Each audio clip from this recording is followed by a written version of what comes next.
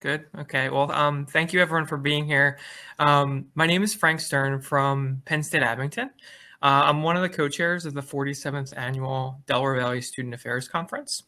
On behalf of myself, my conference co-chair, Allison Gleason, and the entire conference planning committee, it's my pleasure to welcome you to our first ever virtual slate of programs. It's been quite a different change since last year.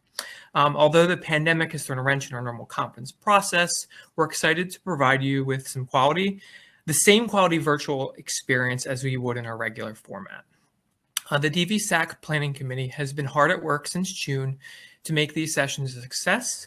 Much like any well-planned program, the success is a result of the combined effort of a dedicated team.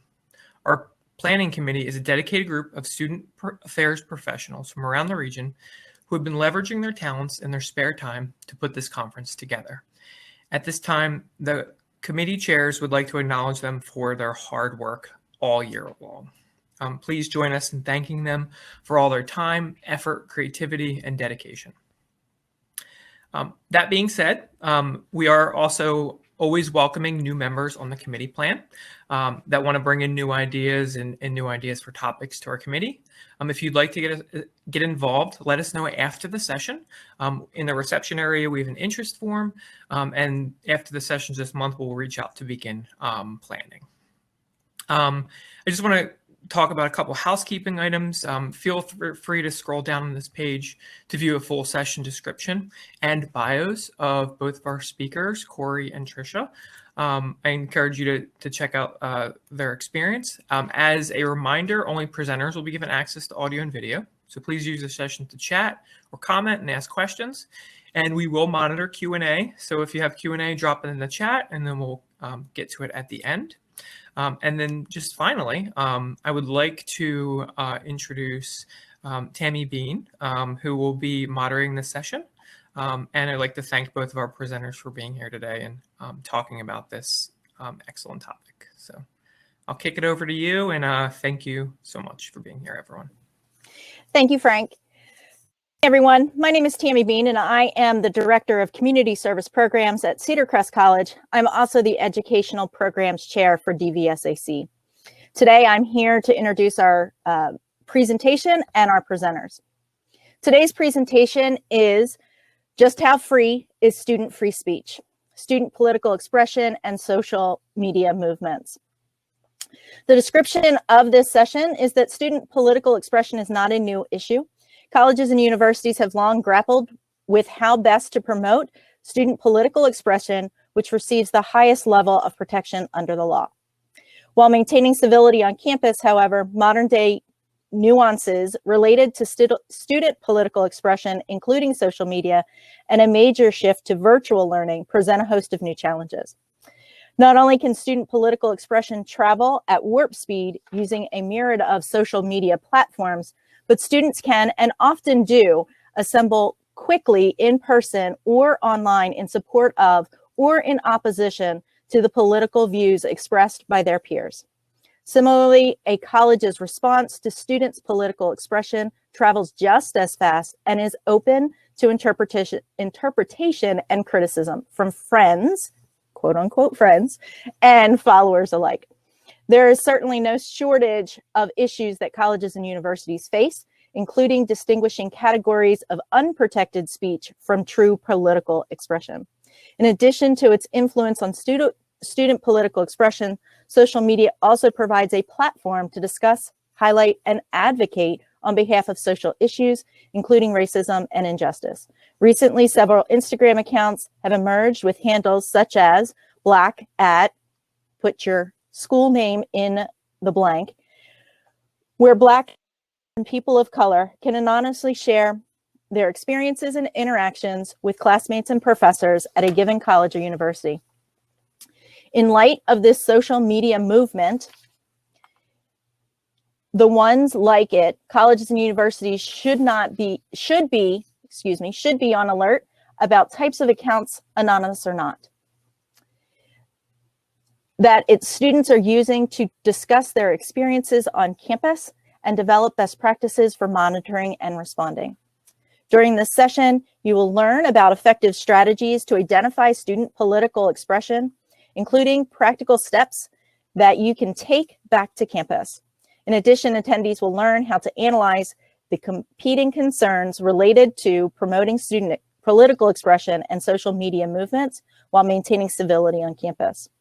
This session features two presenters from Saul, Ewing, Arnstein, and Lehr, LLP's Higher Education Industry Group.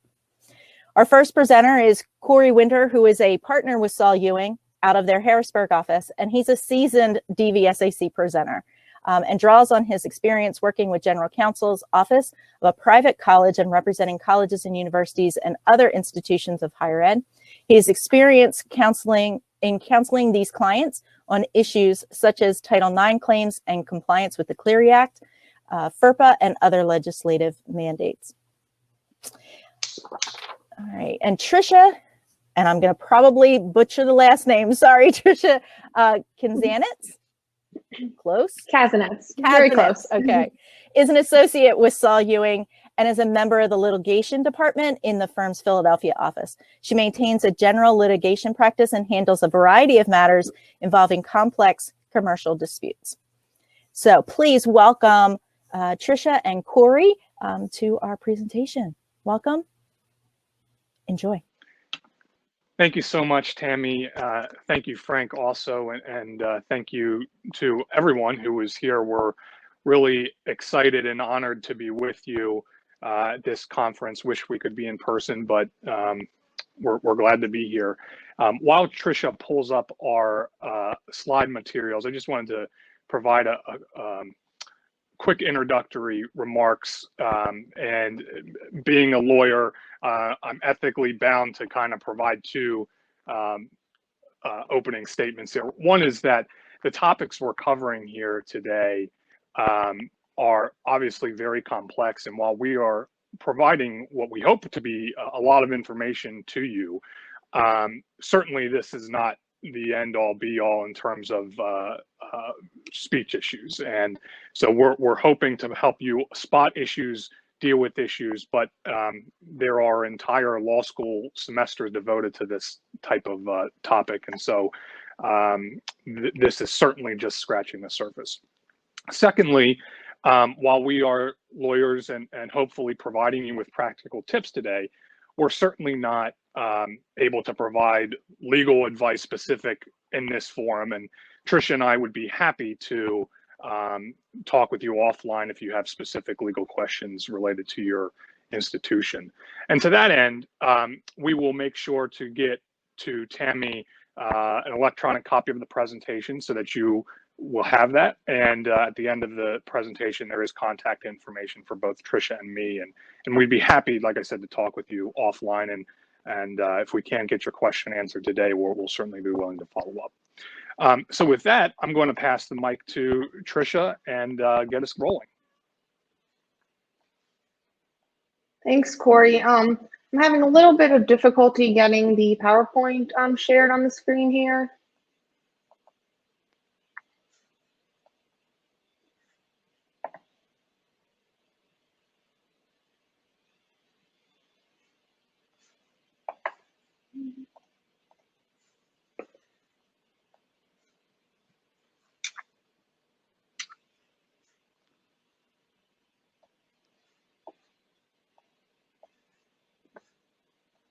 Are you,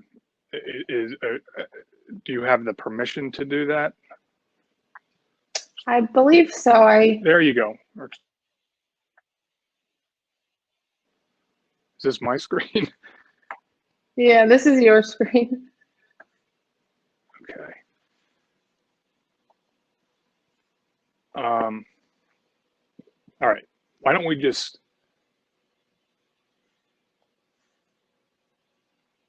start here? Can you see that? I can't see. Yep, looks good. Okay.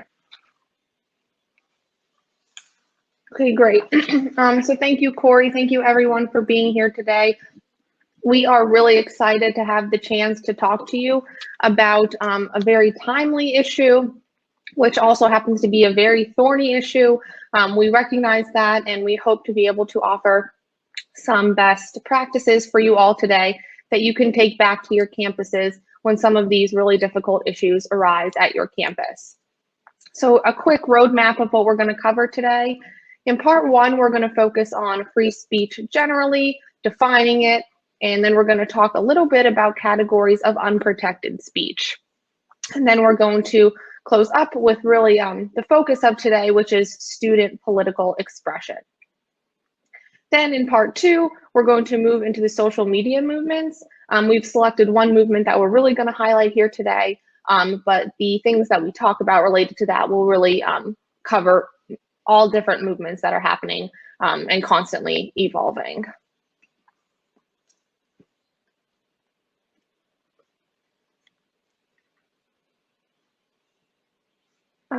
Okay, so the First Amendment by its text applies to public colleges and universities. And as I say that, if you are at a private institution or university, do not close your window, do not go to sleep, because the First Amendment may also apply, whether by accident or on purpose, if a private college incorporates it into its student handbook, code of conduct, mission statement, or related documents.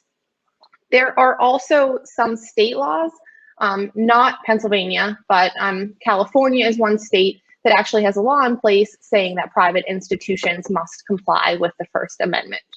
So there are various ways that the First Amendment and related issues that arise with it can come into play for private institutions as well.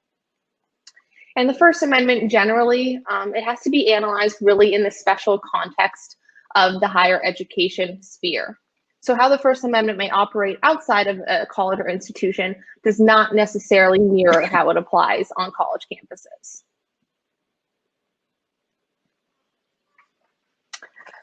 So on the screen here, I have a quote really just focusing in on that point about the First Amendment and its application to private institutions. So FIRE, which is the Foundation for Individual Rights and Education, if you're not familiar with them, they are a very well-known player in First Amendment disputes. They advocate and advocate hard for student free speech rights. So they're often involved in court disputes, writing briefs, and issuing alerts and news articles about free speech issues. And they also have a database where they track and rate institutions' policies on their website. So if that's something that you're interested in looking into, you can do so on their website. And this quote really just goes to what I just said about private institutions. And the view of FIRE is that, you know, a private institution who holds themselves out as being an advocate for free speech can't then go back on their word and try to hide behind the shield that they're a private institution that is not bound by the First Amendment.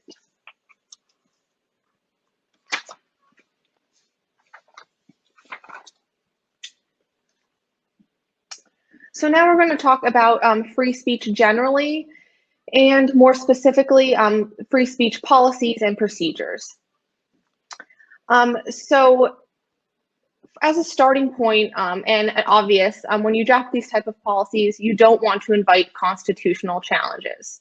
Well, that's a legal term, so what does that actually mean? There are two doctrines that come into play a lot when courts interpret free speech policies, and they're both listed on this slide here. The first is the vagueness doctrine, and what this means is when a student views a policy, are they going to be able to look at that and have a warning of what it covers, what's protected and what's not protected? If not, then it's likely going to fail under the vagueness doctrine. The second doctrine is the overbreadth doctrine, and that pretty much is what it says. The policy is overly broad. So a student can be prohibited for something under the policy, but also there's speech that is protected, that the policy sort of sweeps in or encompasses. And in that case, the policy would be found to be overly broad. So it's common for courts to strike down free speech policies on both of these grounds. So it's something that you want to keep in mind. And another nuance to that is that policies can be struck down as they're written or as they are applied to student speech. So that's an important nuance to be aware of as well.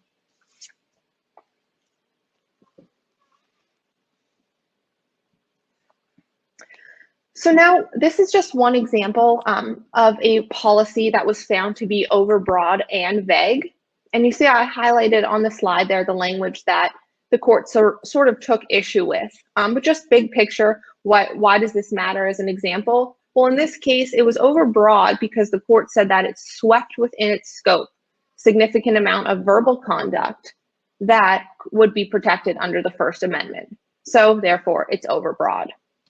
And similarly, under the vagueness doctrine, the court found that looking at this policy from the outside looking in, it was impossible to discern any limitation on its scope. So a student could not look at it and be able to tell what speech would be protected and what would not.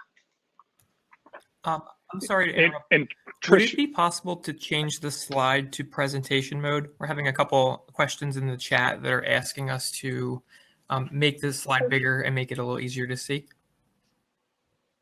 is that better? Perfect. Yes, that's good. Thank you so much. Okay. So, Thank you. sorry, It's all good. I can't was trying to see. find a good time to cut in. So thank you for making that. Yeah, thank you. And back to Tricia's point, and specifically for the private institutions who are represented today on the or in the present attending, this language here that Tricia has highlighted, stigmatized or victimized, would also likely get, well, I don't want to say likely, but would certainly be challenged as being vague in a private context, because it's just too hard to figure out what does stigmatized or victimized mean just in the context here that we've presented. So even though, you know, even if you're saying, well, I'm not a public institution, so the First Amendment issue doesn't really attach to us. Well, the same principle will, it's just going to come through in a different legal construct. Yep. So I'll move to the next slide. Thanks, Cory. So the next slide we have is another example of a policy that was found to be overbroad. And in this case, you see the policy prohibited expressive, visual, or physical conduct of a sexual or gender motivated nature when it had the purpose or effect of unreasonably interfering with someone. So this policy was held to be overbroad as well. The court took issue with the gender motivated portion of the policy because that really would have required an inquiry into the speaker's motivation. And also the court found that it would punish speech that not only caused an actual disruption, but also merely intended to do so. So again, overly broad because it just swept in too much under it. So now we'll talk about protected speech under the First Amendment. And in doing so, we're going to actually start with sort of talking about things that are not protected.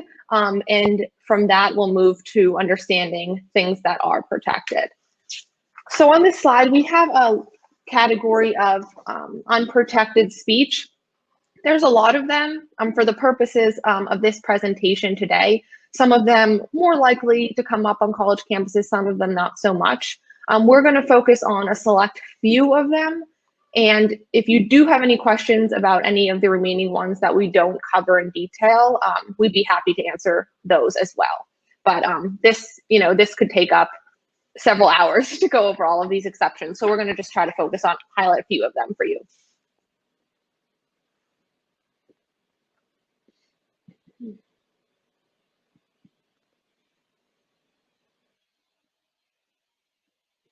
So we're going to start out, the ones highlighted in red there are the ones we're going to go over today. We're going to start out talking about the true threats category of speech. In order to constitute a true threat, the speaker must intend to communicate a serious expression of intent to commit an unlawful act or violence to a particular individual or group of individuals. That's a very heavy definition. It's a very legal definition. So what does that really mean in practice?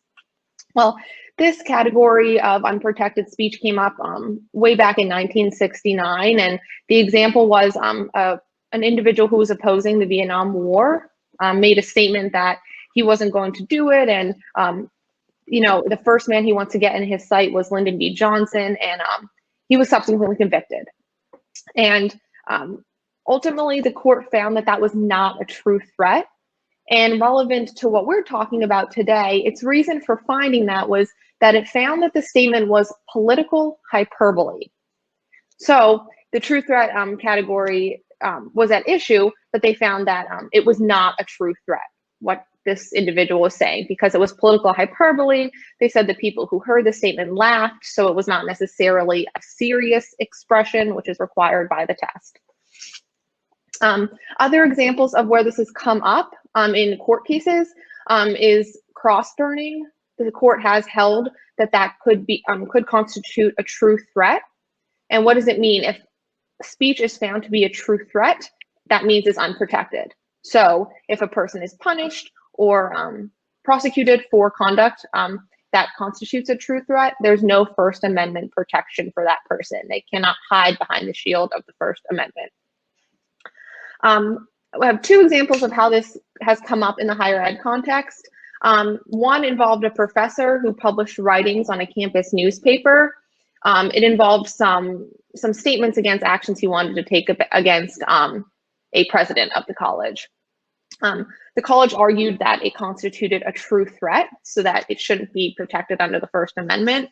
But the court said not so fast. Again, they found that it was not a serious true threat. So it's something to consider. The bar for this category of unprotected speech is quite high, and it has to be a serious expression of a threat. We're going to move on to a second category of unprotected speech, which is incitement. This involves speech directed to inciting or producing imminent lawless action. And we're going to really focus on the word imminent here because it's really important to understanding this doctrine. So in order for this to be an unprotected category of speech, it has to provoke a crowd to immediately carry out violent, unlawful action. So this incitement came up in a case where there was a KKK leader involved, and he was prosecuted under an Ohio criminal statute for expressing derogatory views of race and religion. And the court actually held that it was not incitement. And the reason is important for us to understand, because this leader was not actually directing the people to go out and take action. They found that he was merely advocating for certain things, which is different. So the mere speaking and advocation of it was not enough.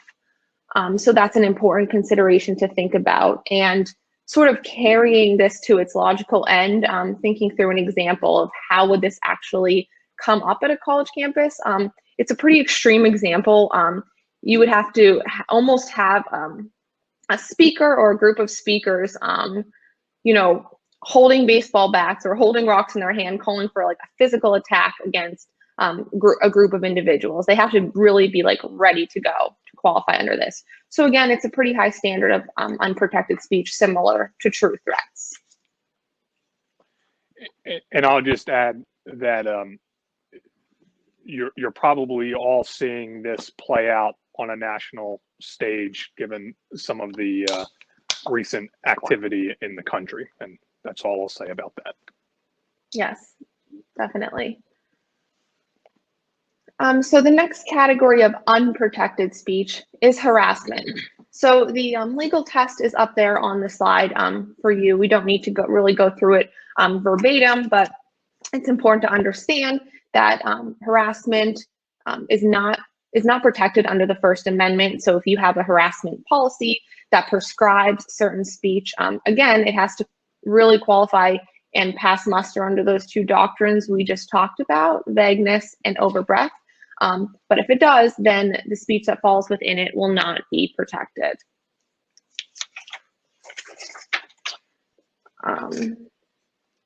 Okay. So institutions can seek to ensure a campus environment that is free of lawful harassment, but the court cases that deal with this really do set another high bar for what constituted harassment. And again, you have to be mindful of those two doctrines that we previously talked about.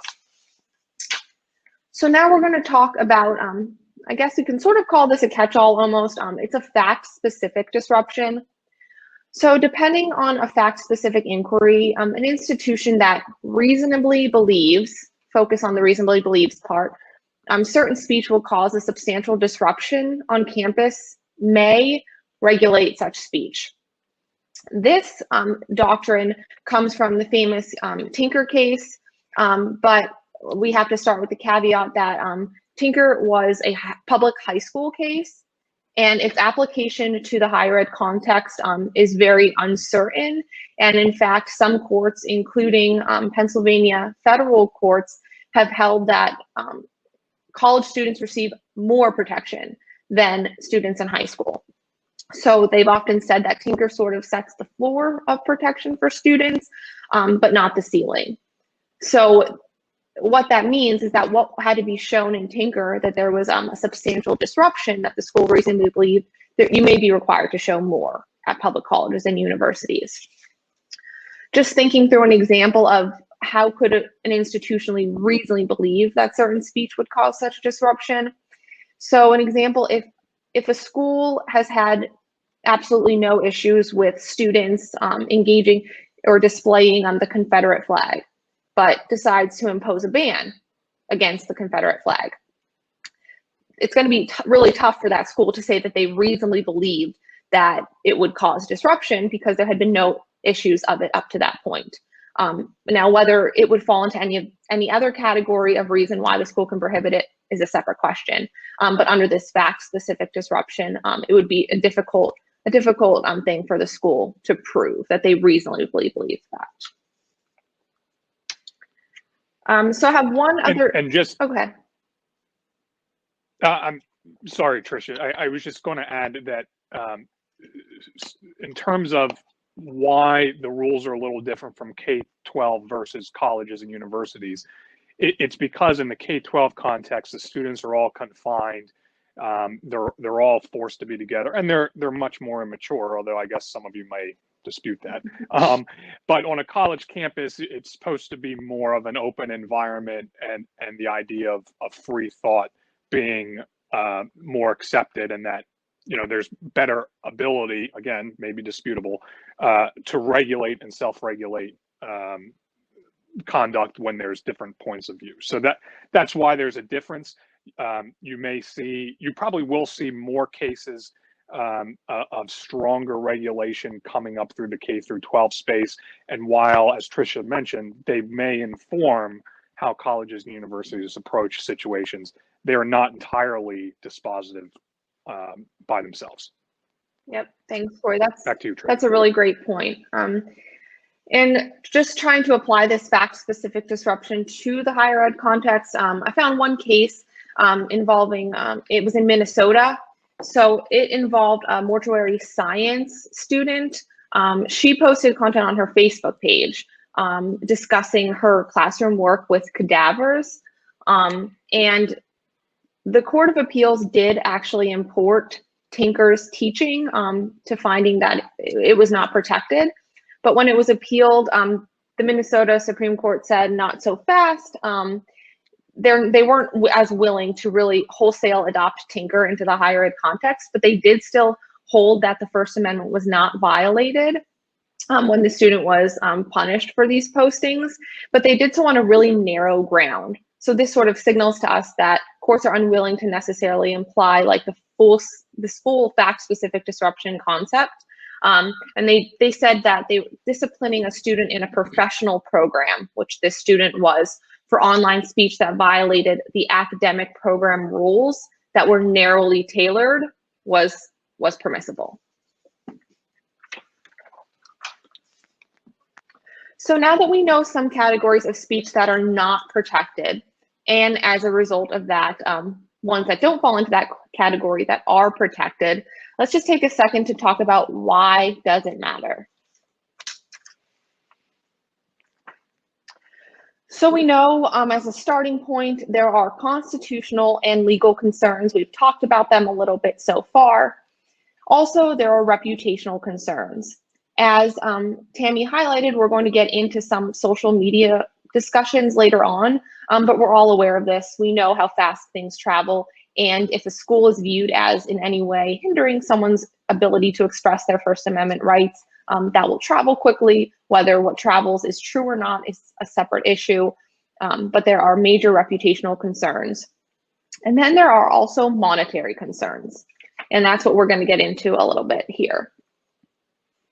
Well, one point in terms of, well, that hits on all three of these concerns from a litigation standpoint. One thing that we're seeing plaintiffs' lawyers doing on a variety of issues is to take advertising material, promotional material that a college or university produces and uses it as a way to create a lawsuit around fraud, alleging fraud and related doctrines. And why I bring that up now is because, and I think we'll hit on this a little bit later as well, but if you are promising, or maybe promise is too strong a word, if you are representing to your students, your prospective students about, oh, what a open and diverse group of community this campus is,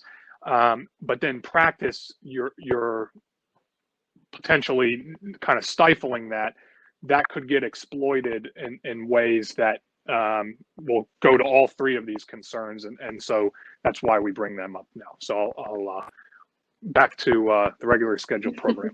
Thanks, Cory. That's really helpful. Yeah, and it's important to note that usually all three of those would be implicated in one sweep. So that's a very good point. So we're going to talk a little bit about First Amendment and federal funding here, and this applies to both public and private institutions. So the Religious Liberty and Free Inquiry Final Rule was just published last September. It seeks to effectuate an executive order from President Trump that is aimed at protecting free speech and religious liberty.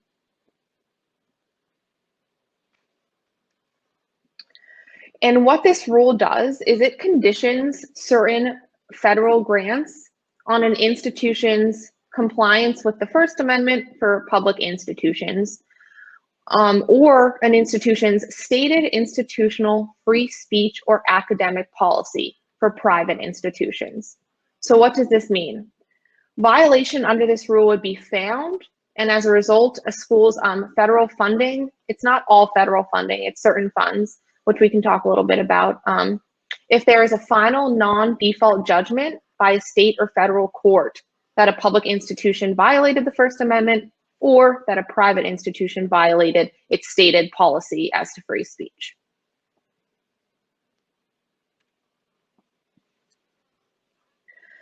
So there's a broad range of potential remedial actions the department may take if a violation is found. We don't necessarily need to go through all of them in significant detail. Just know that there's a lot of steps that the department may take, including imposing special conditions on grants. So to summarize, it can greatly affect federal funding.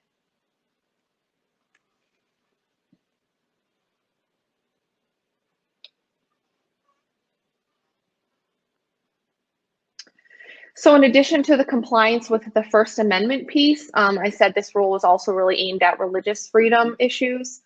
So public institutions, here it's limited to public institutions that receive direct grants or subgrants from the department, may not deny to a religious student organization any right, benefit, or privilege that is otherwise afforded to other student organizations at the institution. And I know you're probably wondering, so what are some examples of rights to benefits, or rights, benefits, or privileges?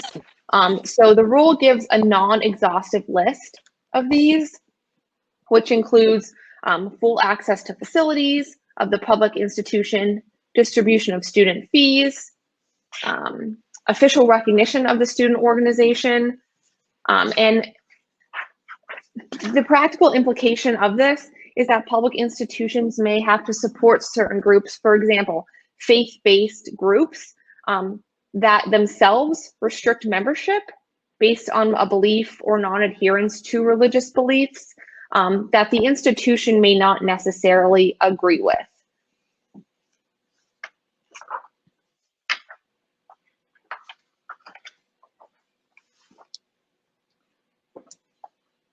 Cory, it looks like we lost the slides. I can keep pushing forward, but it looks like for some reason they're no longer displaying.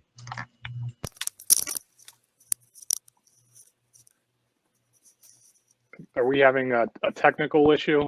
You guys are having a technical issue at the moment. Yeah.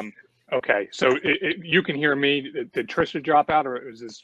Nope, Tricia is still there. We just can't. Your screen went kaflooey. Okay, I can't hear her for some reason. Oh.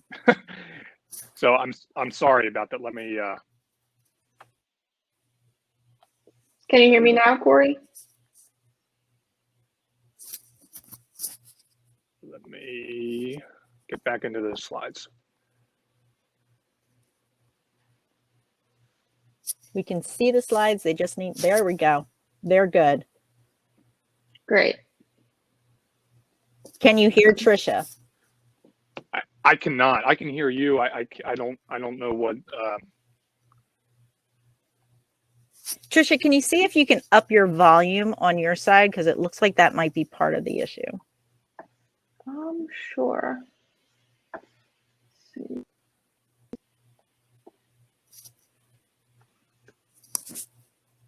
Better? Cory, can you hear her? I cannot. What I will do, I will call Tricia so that I can hear her through my phone. Although that's not going to. Well, you could do that and just keep your screen on mute until you want to talk. Now you're. Yeah, I'm muting myself now. Okay.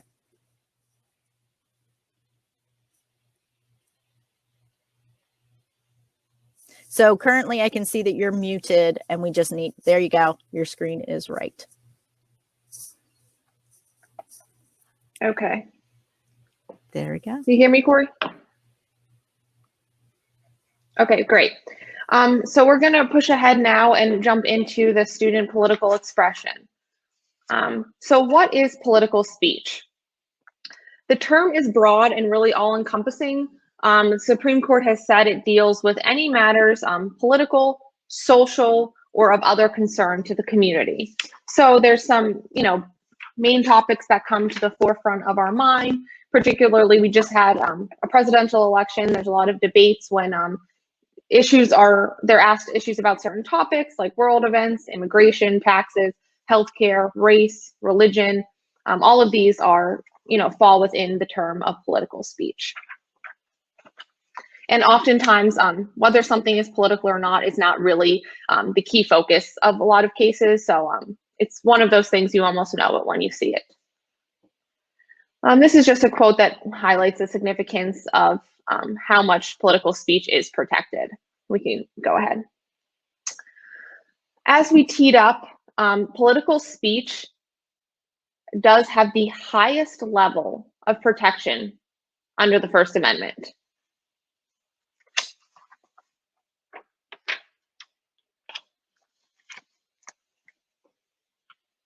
You can go ahead and push ahead, Cory. Yep, so there we go. Students do not shed their constitutional rights to free speech and expression at the schoolhouse gate. We know this. It comes from Tinker, but it's a general concept. We know it. So First Amendment applies in equal force when students are on campus. So speech, it's not just verbal, right? It could be written in articles, newspapers, or social media. It could be in clothing. It could be assembly. It could be petitioning to school officials. So it comes about in a variety of ways. We're going to talk a little bit later about social media as well. We're going to get into some examples now that are probably one of the really helpful parts of this presentation, hopefully, because it sort of puts into context for you all how these issues actually arise at campuses. So here we have UC Berkeley. I'm sure a lot of you have heard about these incidents. Was in 2017, where there were two different speakers, Milo Yiannopoulos and Ann Coulter, who were set to speak at UC Berkeley. At the time, the school's policies just simply weren't adequate to have those speakers come and also still maintain a safe environment. So the speeches ended up actually being canceled.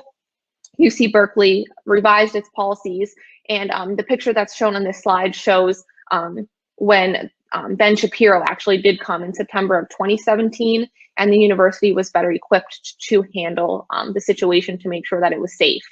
And also of note, Ann Coulter did return back to UC Berkeley. I think it was in 2019. And again, the policies were in place to make sure that speech actually happened. There was still protests and some unrest, and including arrest of some students, but it was definitely better than what would have unfolded had the university not revised its policies to handle that. Here we have another example. This is at Clemson. This involved a sit-out, or a sit-in for survivors of sexual assault. This example I found interesting because the news article I found, one student was talking about her experience here, and as the students were sitting out or sitting in, a person drove by and was yelling the phrase "all lives matter."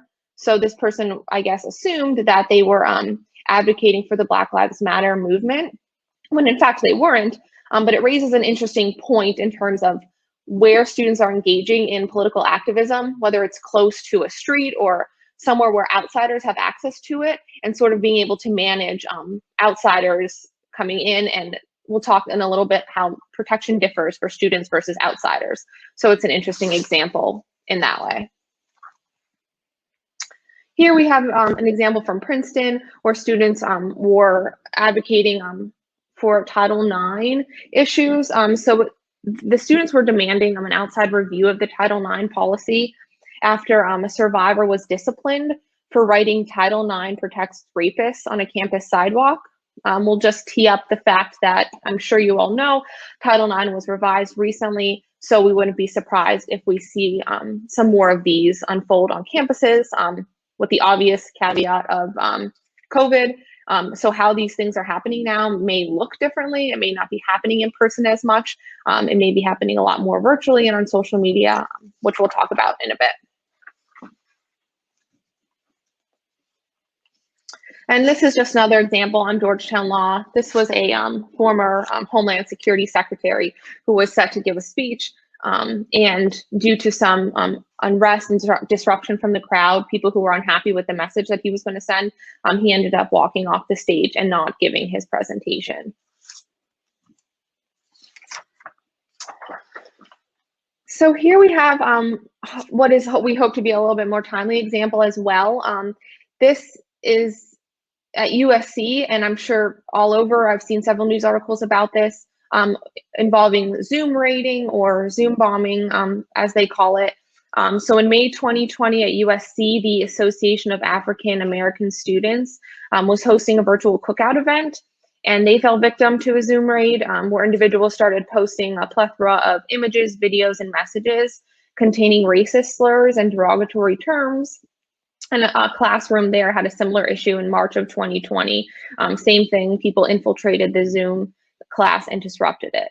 The speech that those people were engaging in when they did that was not protected speech. So it's not necessarily as much of the First Amendment concern in terms of them coming in and displaying a political message, right? Like they were saying racist things, derogatory terms that would not be protected under the First Amendment.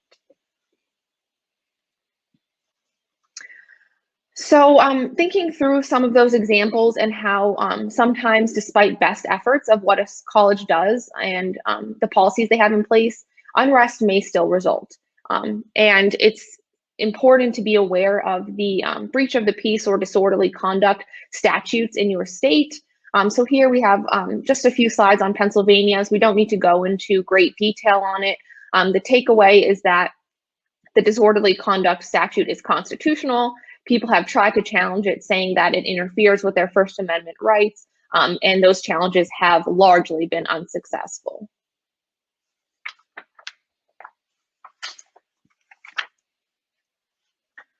Some examples of what disorderly conduct in Pennsylvania looks like: fighting or engaging in threatening or violent behavior, making excessive noise, using obscene language, making an obscene gesture, or creating a dangerous or physically offensive condition without good reason. So if these things happen and a student is punished for them, the student can't say, I was allowed to do this under the First Amendment, right? It's no protection if they engage in something that is considered disorderly conduct.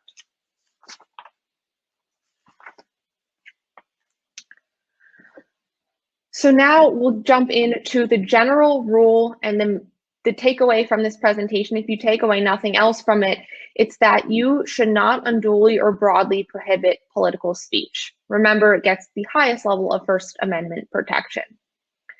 So individuals, students and student groups, they do not endanger an institution's tax-exempt status just because they engage in partisan political speech, when it's clear that such speech is separate and distinct from the institution's own views or opinions.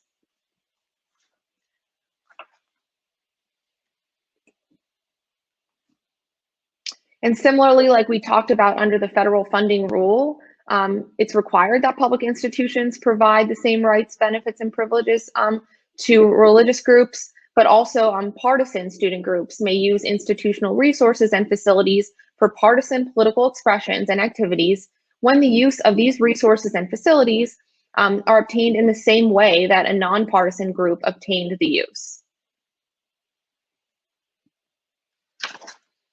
So here are just some examples. A college's refusal to recognize a campus chapter of Students for Democratic Society was held unconstitutional, as was a college's decision to expel a graduate student based on the publication of political cartoons in a newspaper that was then distributed on campus.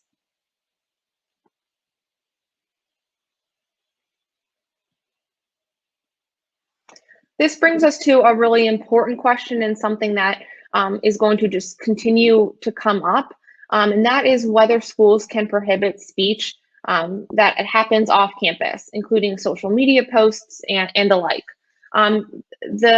The answer is it depends, and it depends, and proceed with caution would be the best advice that I can give on this topic. So college administrators and educators do have some discretion, but courts have required a really strong showing of connectivity to the school's interests and concerns. So the speech has to be somehow be really connected to the school's interests in order for it to be prohibited when it occurs off campus.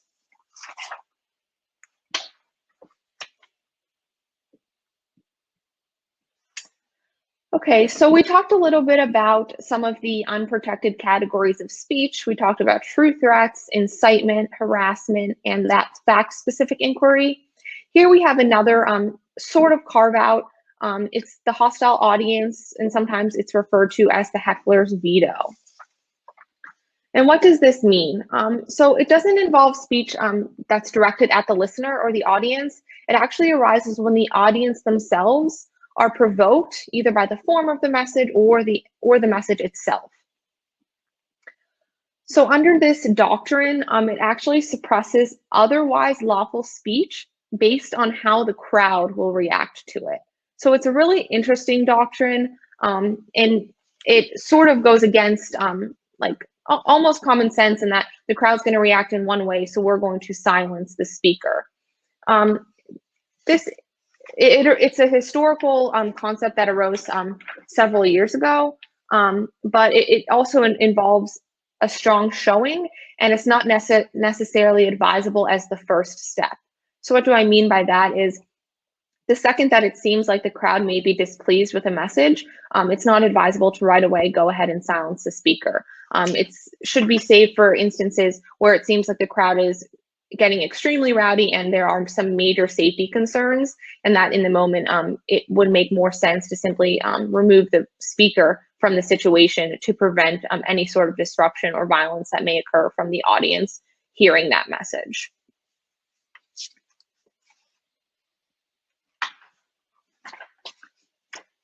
You can go ahead, Cory.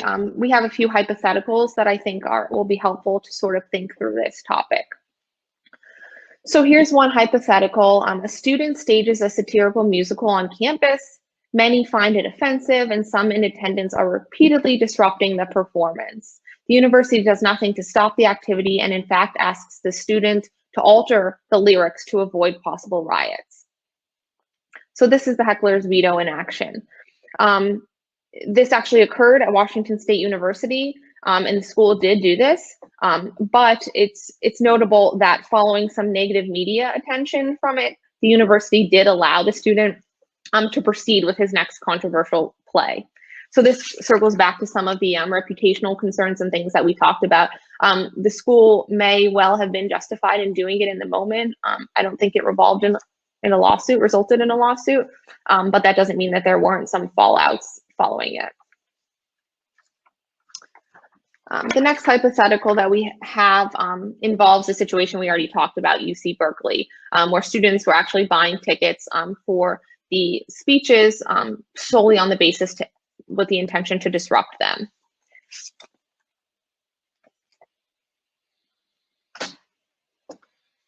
So now we'll jump into speech forms and differing levels of protection.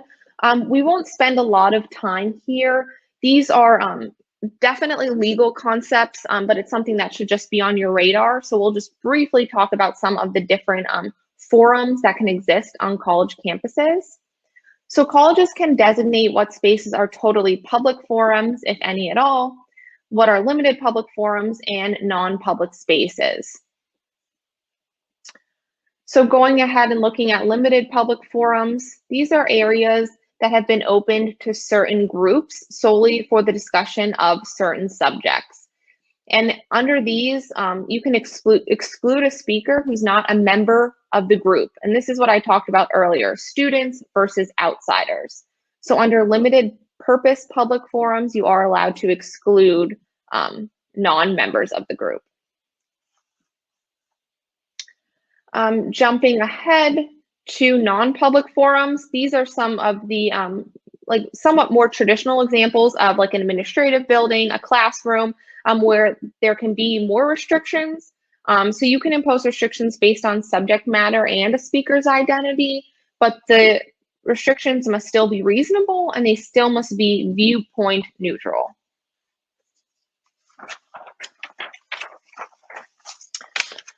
So time, place, manner restrictions, another legal term, but the takeaway here is that schools can impose certain time, place, manner restrictions, so where speech occurs, but the general takeaway is you want to avoid being too strict. There has to be alternate channels for the communication to occur, so there can't be a ban that would effectively preclude the speech from happening anywhere on campus.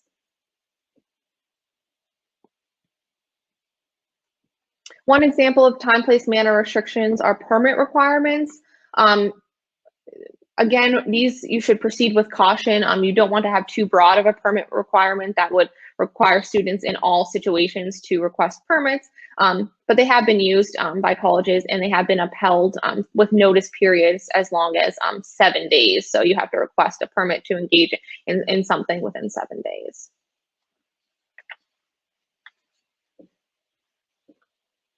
So some big takeaways from this first chunk, which was a lot to take in, but you want to make sure you're distinguishing from insiders, students versus outsiders. Courts permit universities to give less speech rights to outsiders.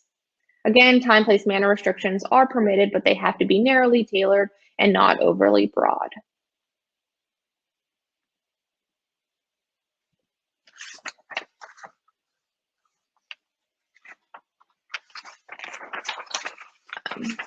So again, this is really just summarizing. Again, focus on the nature of the speech. Political speech is very, very much protected, and restrictions that are based on content or viewpoint are almost always struck down.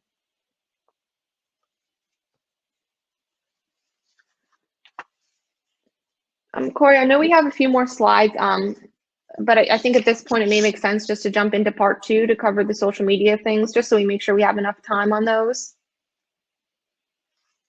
Great. We did have a slide for questions, but I believe we're going to open it up at the end of questions. But if you do have anything really pressing that was involved with part 1 that you want answered, feel free to put it in the chat and we can address it. So social media movements.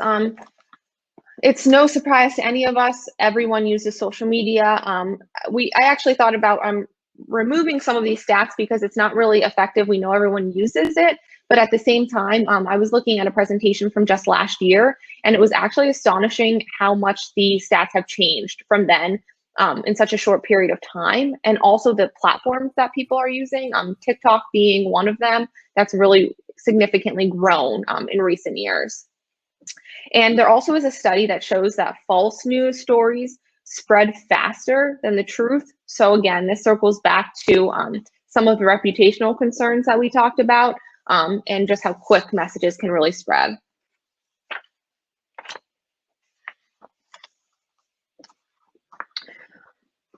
So institution social media policies. Generally, speech transmitted through social media is subject to the same general First Amendment considerations and protections as any other kind of speech. If you do have a social media policy, the same rules apply that we talked about with speech policies or harassment policies. It should be robust, it should be clear, and it should be accessible to students.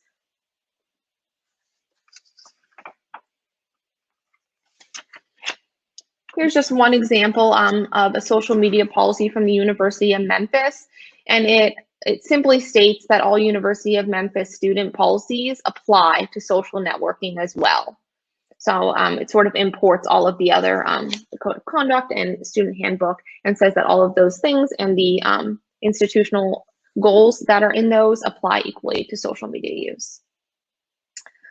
So something to consider is whether your institution has a social media policy. If you're not aware of it, it's something to look into and see how accessible it is to both yourself and to students. So now we're going to get into social media movements. And like I said, we're going to focus in on one of those movements, but the topics and the things that we talk about apply with equal force to other movements. So social media movements, in today's world, students are demanding action or at a minimum, at least acknowledgement from their institutions regarding social justice initiatives that have gained traction on social media. And First Amendment principles become very, very important. As I talked about earlier with COVID, we are seeing things happening differently in a virtual world, but they're still happening and maybe even with more force. So the movement we're going to talk about is Black at, and then insert the school name. We're going to talk about a few specific accounts in a minute.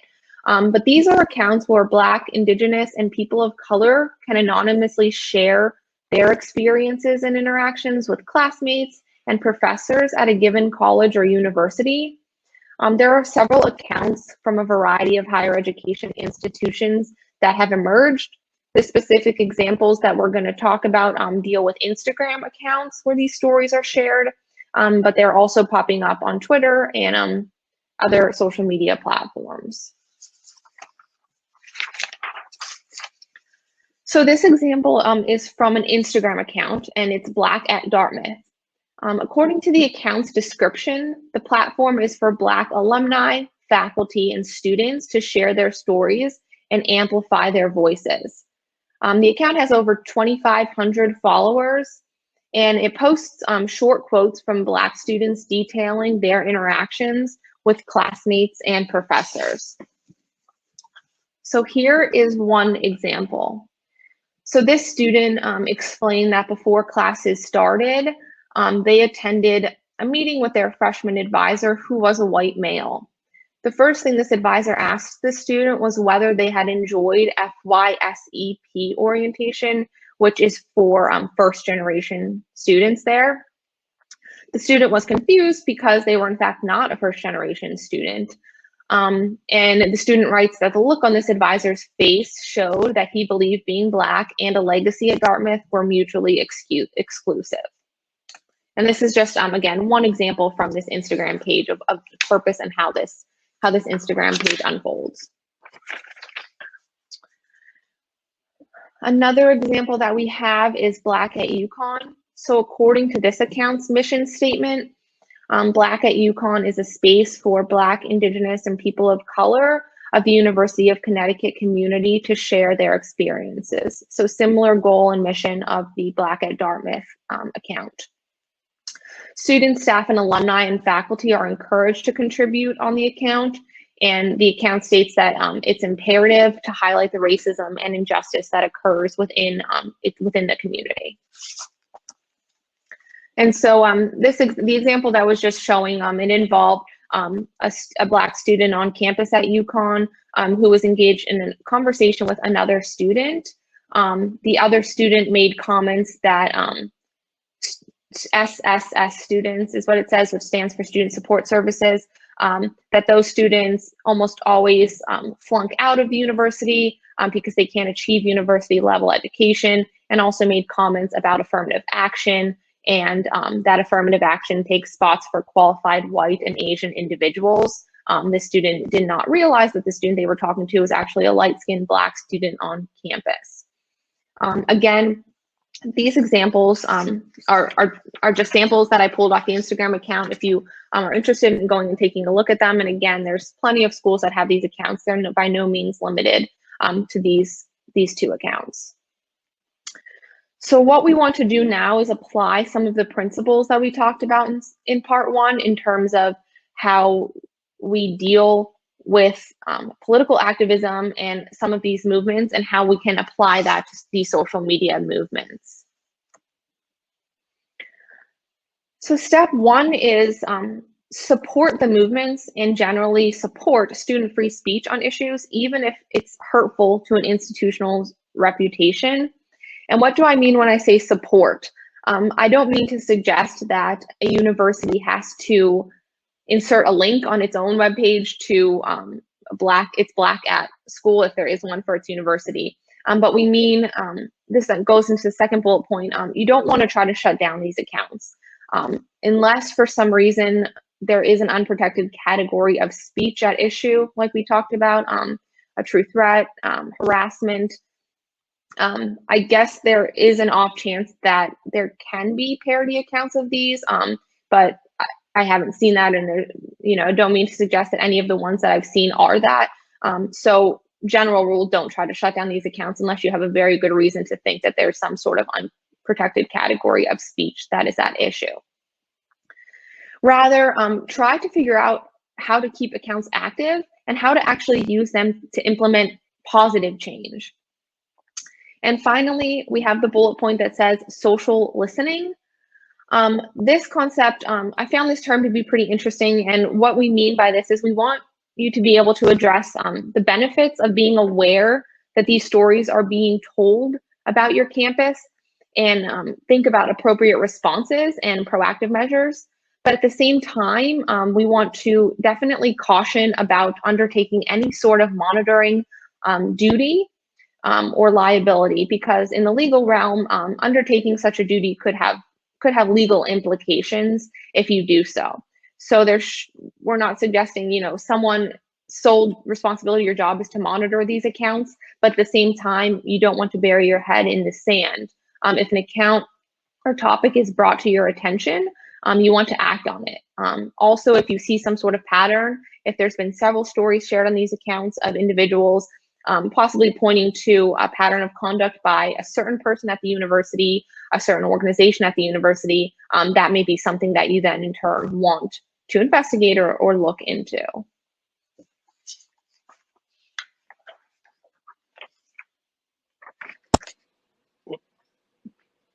Tricia, thank you very much and I again apologize to everyone for the technical issues we've had a little bit this morning. Before we get to questions, I wanted to highlight a few points, kind of more practical points for you.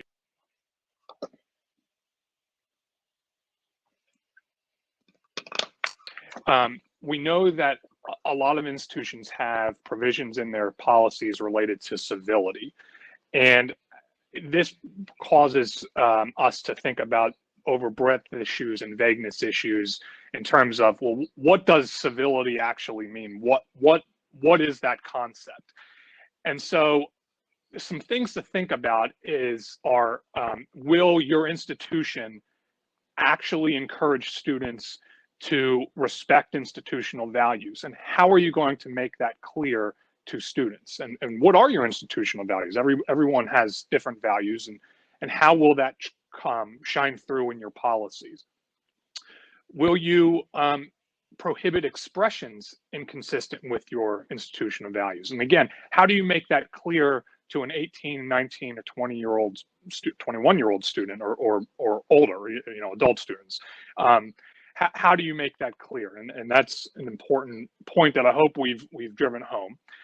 And where are you going to draw the line between free speech and values like tolerance and civility? And for public institutions, that's a little bit easier because of the very bright line of the First Amendment, or at least seemingly bright line of the First Amendment that certainly applies. But for private institutions, it's a lot more nebulous a concept. And so being intentional about that is really important, because you're setting the tone through your policies to ensure that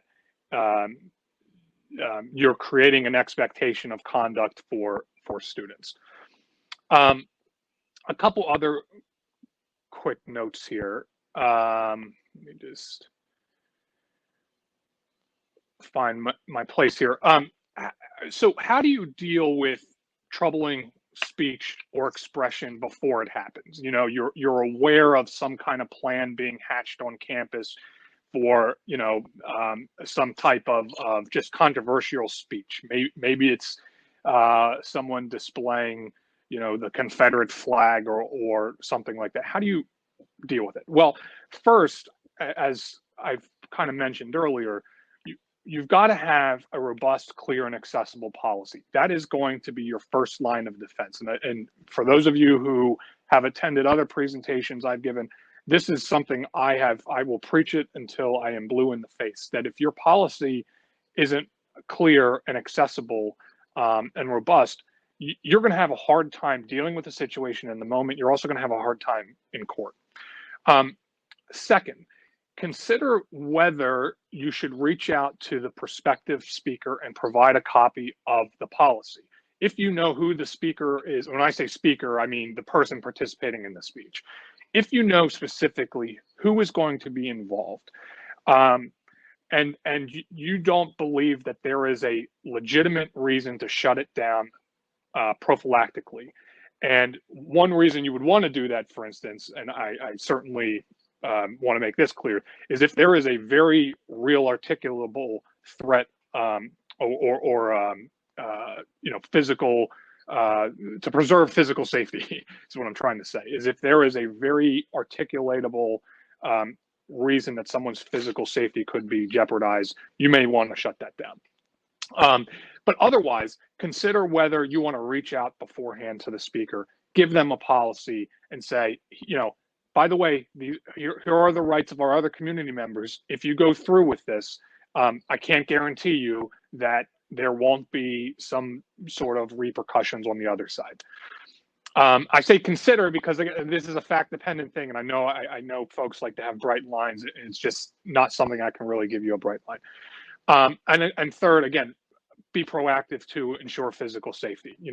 As Tricia indicated in the one slide regarding, I think it was UC Berkeley, with the police presence, making sure that there is police or security response as needed. What about while the expression is happening or after it happens? How do you deal with that? Well, again, want to make sure everyone's physically safe. What about mitigation efforts? Think about how you need to address potential harmful speech. And when I say harmful, I don't mean necessarily legally harmful, but harmful to your students. There may be people who feel less good about themselves or about the institution.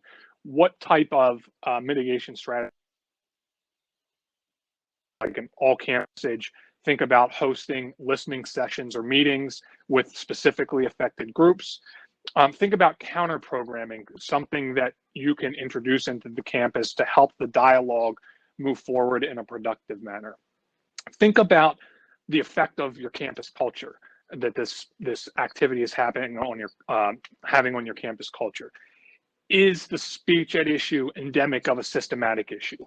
is this a concern for something like racism? So merging some of the concepts that Tricia mentioned about the social media accounts.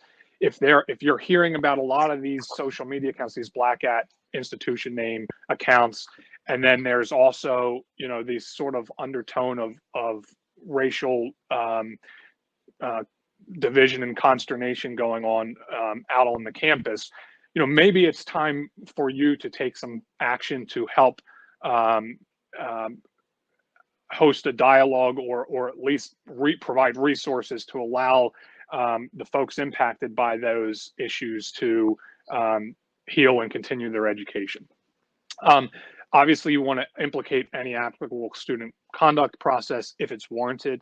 And then lastly, after the dust has settled, or at least a little bit, debrief with your team, debrief with your administration, what worked in this particular situation, what didn't work, and also think about what changes you may need to make to your policy. I know that a lot of institutions have schedules where they update policies every X amount of years. Certain policies are on this rotation of every 3 years we look at this policy. Well, that's fine, except that things are moving much more rapidly.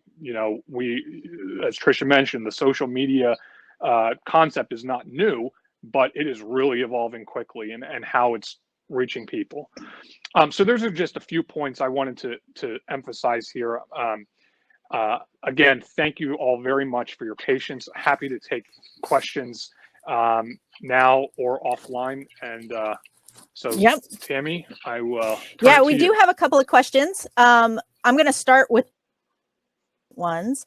And the one is, can you point us to any institutions, either public or private, that you think have policies worth reviewing and considering? And that's for both of you. Yeah, so this is a question we get asked a lot, and I'm going to give a very unsatisfactory answer, but it's an honest answer, which is no, I don't. And here's why. It's not saying that there aren't any good examples, but what I would suggest you do is that you do a survey of similar institutions and dissimilar institutions. And the reason I'm not pointing you to any, here is the end all be all, is that may work on their campus, but it might not work on your campus. And I have seen some examples in other contexts, and specifically Title IX, where folks will copy and paste almost entire policies, and then it shows up that they're referring to a university, and you're not a university, you're a college, and you refer to titles that aren't there. So it's hard. That's a long way of me saying it's hard for me to give you a blanket approach. What I would suggest, like I said, is doing a survey, understanding how your values relate to other institutions, and then kind of going from there. Great. Go ahead, Tricia. I was just going to add to what Cory said. So there are some examples yeah, go for it, Tricia. So there's some examples with harassment policies where people challenge how they were written, right? So if you copy and paste another institution's policy, but then it's challenged and you're asked, well, what did you have in mind when you drafted this language? Well, if you copy and pasted someone else's policy, you're not going to know how to answer that, right? And sometimes courts really look at not necessarily even just how it's drafted, but how it's applied. So from the outside, it may look like, oh, this kind of looks a little broad or vague, but we see that the institution, how they were applying it, it was very targeted at actual harassment, so it's okay. Well, if another institution copy and pastes it and is applying it differently, that's an issue. So if you can't explain where you got the language from or what you intended by it, that will be a problem. So. Awesome. Thank you for that answer. So another one, Alicia asked this question. Can we discuss when a student organization posts on social media something that is a violation? As a professional staff member, you see and follow that account, and therefore you see it while you're scrolling. Are there legal issues with reaching out to the organization about a post, a violation post, and then following through with discipline if warranted? It goes back. This is a good question, and it goes back to what does your policy say, specifically on the topic of social media, but also on the topic of student organizations, and that is, I think, entirely appropriate if the conduct, you at least have an arguable case to make that the conduct or the post is violating your policies.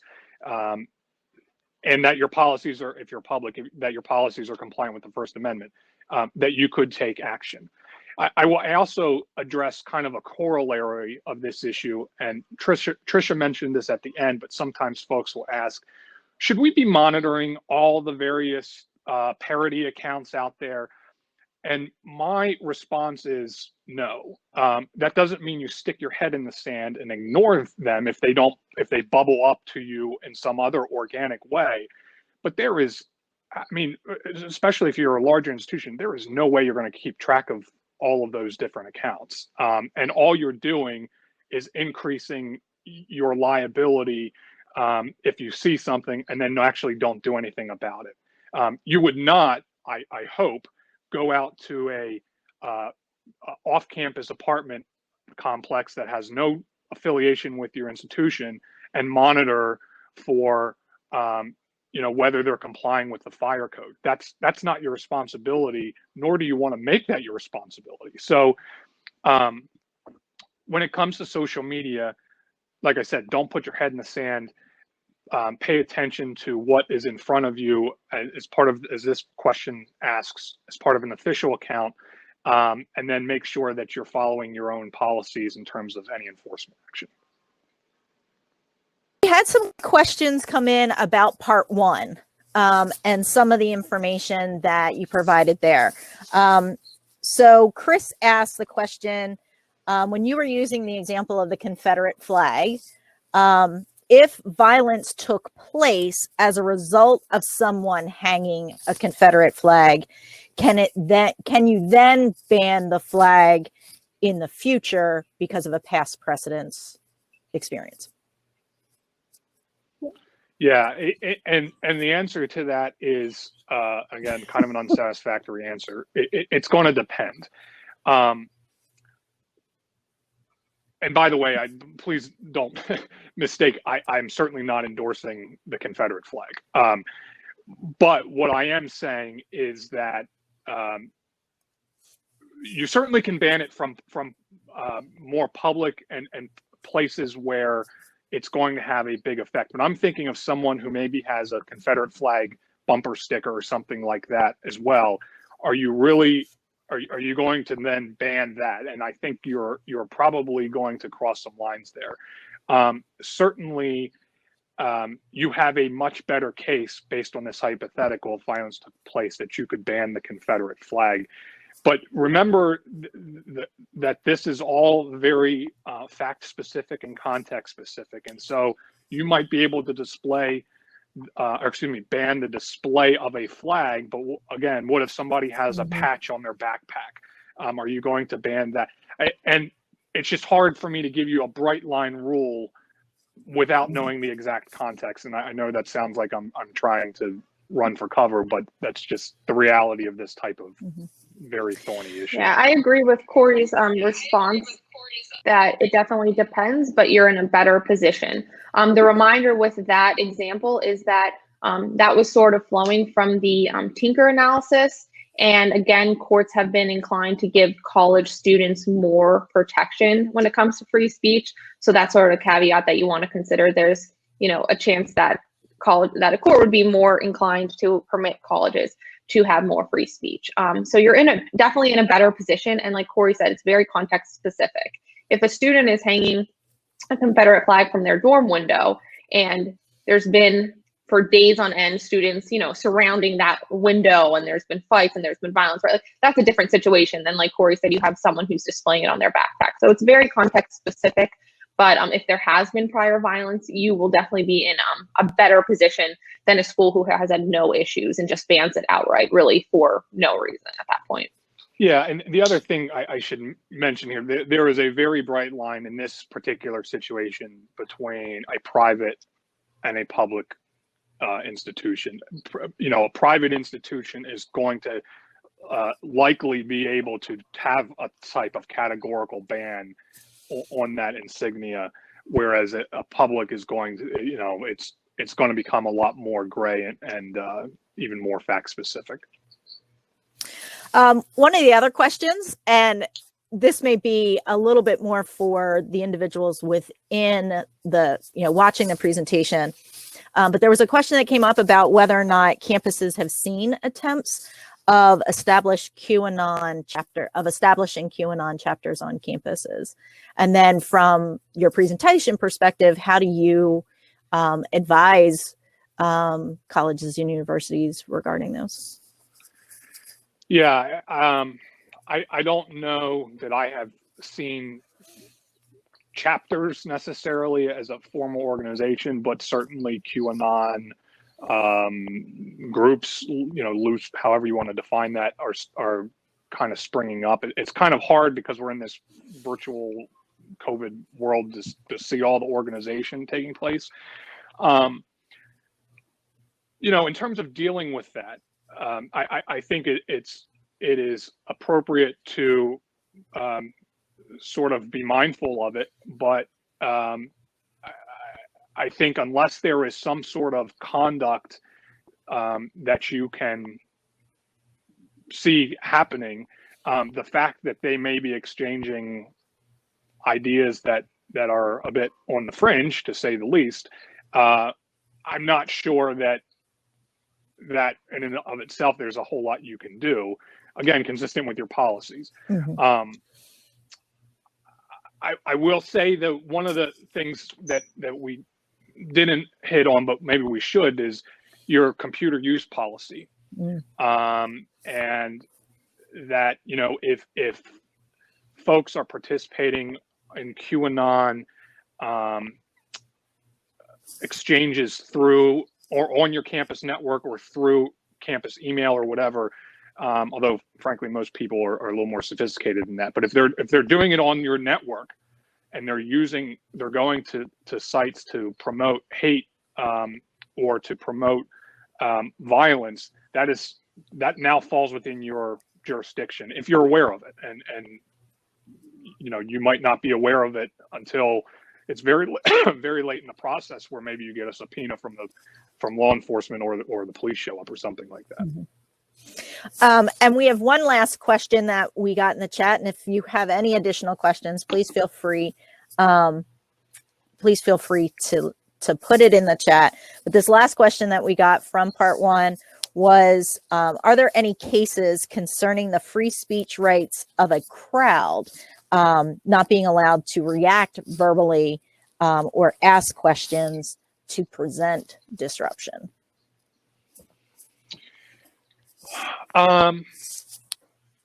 Not specifically that I'm aware of, and I'm interested to hear Tricia's input in a moment if she's aware of anything else. One thing, though, that in terms of the continuum of speech and your ability to regulate speech, it is always going to be harder to regulate speech before it happens, and that includes the heckler's veto and hostile audience. So if there are cases, it would be in that context. Yeah. So going off of that, I'm not aware of cases like in the legal context, but some schools and universities, and like some of the examples I gave, UC Berkeley and then also Georgetown Law, after they had situations where they either were unable to bring the speakers in or did have speakers come that ended up walking off of stage because of the crowd's reaction, they changed their policies, so their campus free speech policies, to address these issues. And so students were permitted to express disapproval of the message, but couldn't do so in a way that it interrupted or disrupted the speaker's rights. So once you have that change in the policy, and students are aware of that, so that's where, again, it comes into being robust, clear, and accessible. Students know that's the policy. Then the school is in a position to take action if that should arise. And in some of those cases, some examples in terms of like crowd control or mitigation efforts, you can have students host competing events where they have a speaker who comes to speak on the complete opposite of whatever issue that they were dissatisfied with to begin with. There are students that can, hand out critical leaflets, or, whether they're outside of where the speaker's going to be or something, again, hoping that there's no violence or anything like that. So schools did make some of those changes after they saw that those issues did arise. Awesome. Thank you for your answers to all of those questions. We don't have any more questions in the chat at this time, but we want to thank you both, Tricia and Cory, for your time, for your information. We really appreciate it. To those of you that are still able to hang around, we do have an opportunity for you to do some networking. If you look on the left-hand side of your screen, there's a networking button. You can go in there and you can begin that process. For those of you that have stayed around, we will get the slides to you as well as the recording in a few days. But we want to also let you know that we have a session that will be next week as well. And I will be honest with you, I don't remember what it is. I was focused on this one. Next week's session is about mental health and well-being in 2021 and implications for higher ed. So that is the session for next week. That one actually starts at 10 a.m. instead of at 9 a.m. But we hope that you will join us for that. So thank you again, Tricia and Cory. We really appreciate your time. Thank you so much, Tammy. It was our pleasure.